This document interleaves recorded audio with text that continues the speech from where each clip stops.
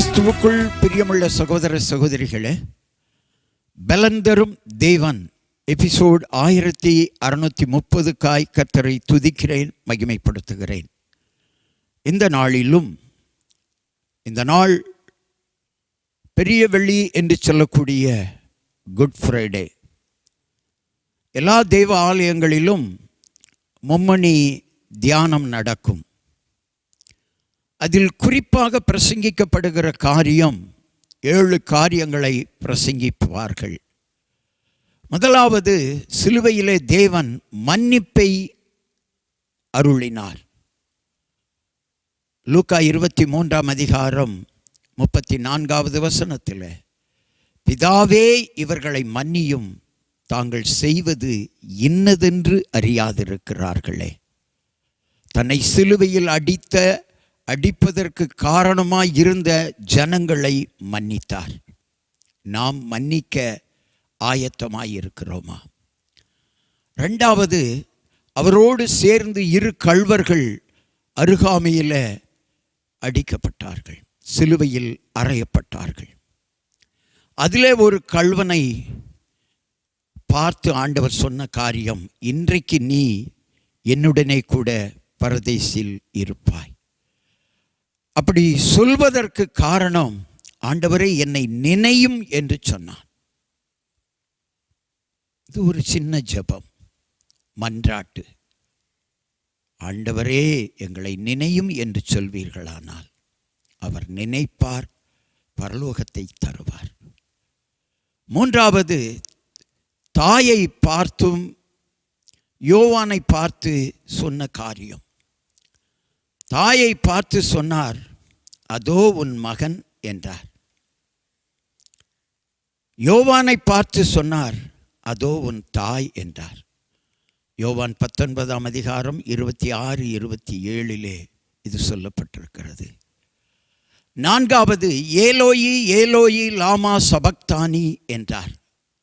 Mark 15:34 என் தேவனே, என் தேவனே, ஏன் என்னை கைவிட்டீர்? தேவன் அவரை கைவிடவில்லை.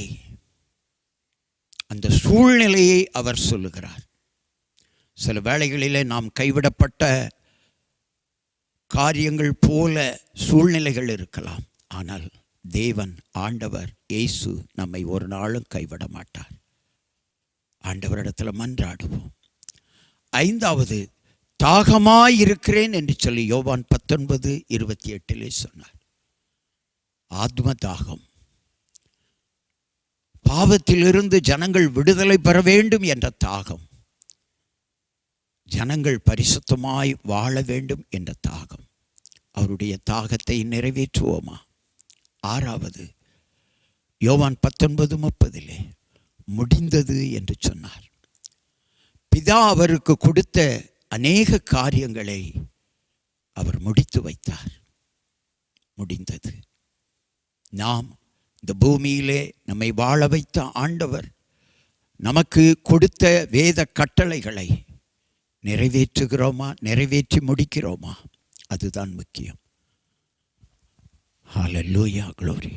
ஏழாவது, லூக்கா 23:46 பிதாவே, உம்முடைய கைகளில் என் ஆவியை ஒப்புவிக்கிறேன் என்றார். நாம் இந்த பூமியை விட்டு போகிற பொழுது நம்முடைய ஆவியை ஆண்டவர் கையில் ஒப்புவிக்க ஆயத்தமாய் வாழ்வோம். கண்களை மூடி ஜெபிக்கலாம்.